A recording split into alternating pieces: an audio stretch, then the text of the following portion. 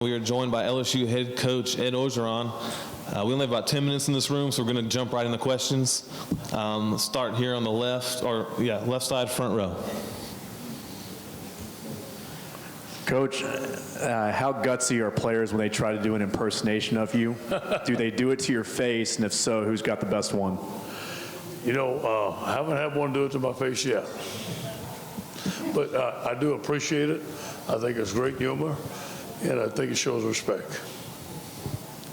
And then Barrett. Barrett Salia, CBS. They've done it in here. We have video if you want to see it. I'll save it for later. A couple questions. One on Danny Etling. How's he feeling right now? How's he progressed? And how is he looking in this new offense? What do you need to see from him in fall camp? And then also, two-part, just to get it out of the way. Greg Sankey talked about 14-week schedule, perhaps starting before Labor Day. What do you think about doing that? Okay, good. First question, Danny's fine. He had minor surgery. He seems like he's 100%, but I haven't seen him throw the ball yet. I won't see that till August.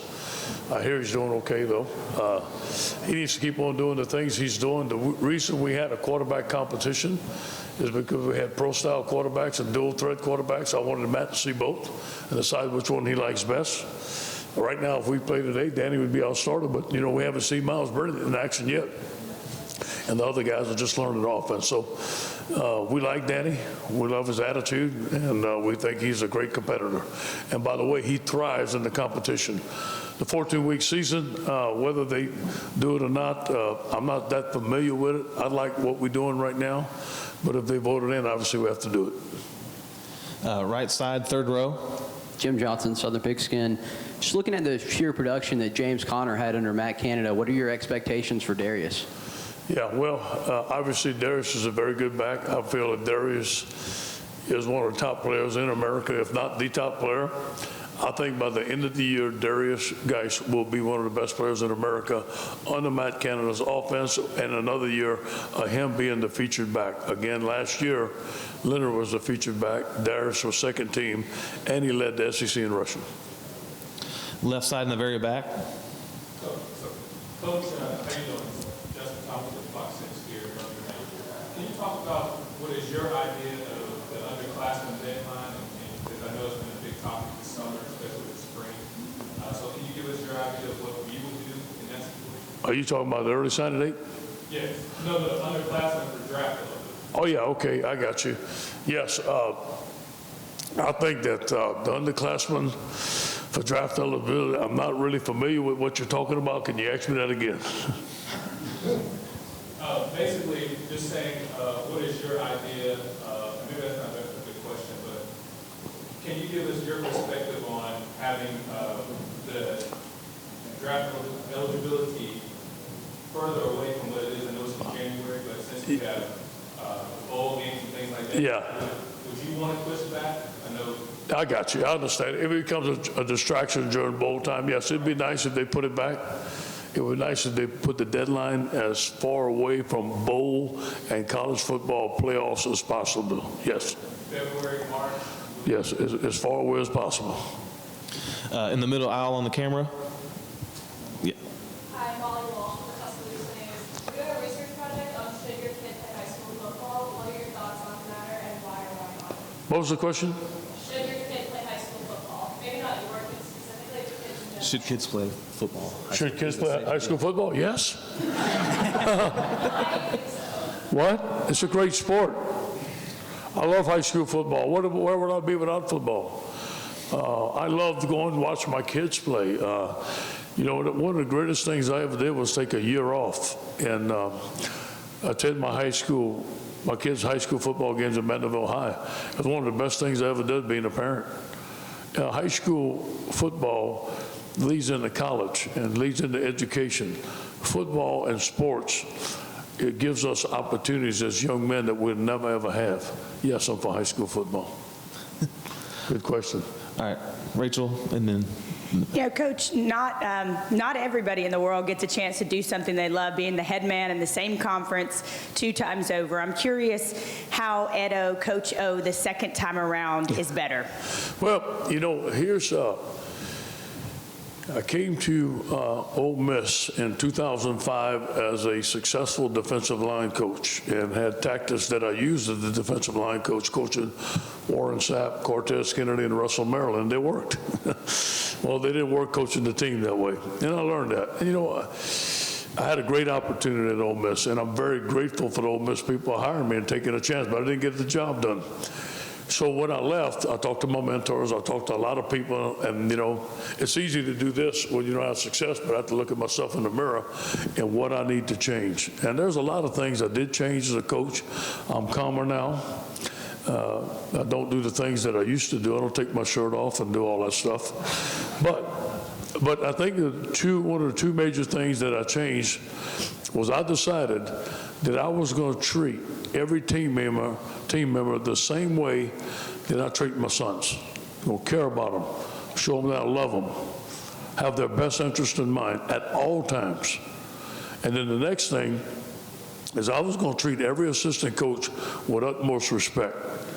And I was going to let him coach his players on the field. Now, if we have a problem, like we've had in the past, something's not working, I'll bring the assistant coach in and say, listen, coach, we have a problem with such and such. How are we going to fix it? And that's the way I do things. I don't yell and scream on the field like I used to. I don't coach like a defensive line coach.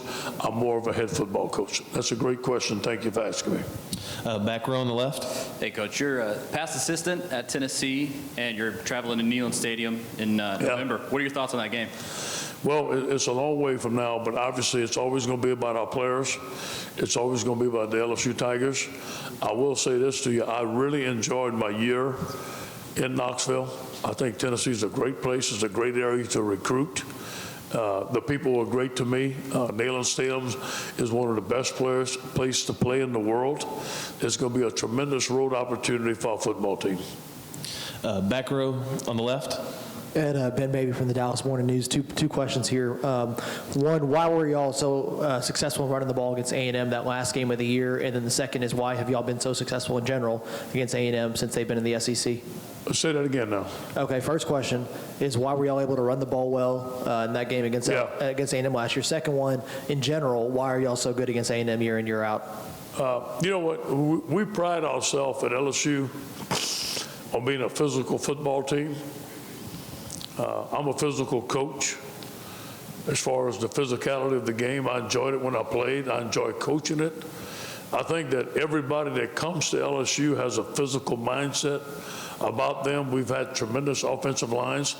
We've always had great running backs. That's always our mindset, that we love running the football, but we also love stopping the run. I think in order to win any championships, that you have to run the football and you have to stop the run. We have time for one last question. Right side. Nick Brown from Ruston. Coach, two questions. One, we're talking about John David Moore, what his plans are in the offense, and number two, how big it was to keep the University of Texas out of Louisiana on satellite. You know, John David Moore, thank you. Two good questions. John David Moore is an excellent football player for us. John David Moore is going to be the CEO of a company one day. We may all be working for him, I promise you. He is a great leader. He's a great guy. He's a great student. He's a great football player. We're going to move him around. We have a little play called the shovel pass. We're going to give it to him. We're going to do some different things. We're going to have some one-on-one mismatches with him. Also put him in the blocking situations, put him in the backfield. Traveling fullback. So there's a lot of things that he's going to do for us. He's going to be a great leader for our football team. And he's one of the most decorated walk-ons that we've had at LSU in LSU's history. Let me say something about the satellite camps. I believe that we have 6 weeks in the spring to go out and evaluate anybody we want. And we do a comprehensive job at LSU of identifying our prospects, and I'm the one that makes the schedule, and I send our coaches out on the road. And we go anywhere in the country that we want. You know, if there's a player that we want to recruit, we go and see him. And I'm sure most schools do that. And they come into our state, they evaluate, they can't talk to them, but it's called an evaluation period. And that's fair game. And we do it. So there's opportunity for every young man. There's exos, everybody has film. With the people that do their due diligence, they can go see anybody they want. In fact, they can see them twice. Okay, so there's opportunity there. As far as satellite camps, I'm not a big fan of them. Okay? Obviously, I wish that we had our own camps on our own campuses, and that would be it. But that's not the rule there. But I will say this, as the head coach at LSU, I will always do my best to protect the state of Louisiana. We will always try to recruit the best players in Louisiana and go out of state. We're going to go out of state. People are going to come in out of state and recruit potential #1 draft choices. That's all we have time for.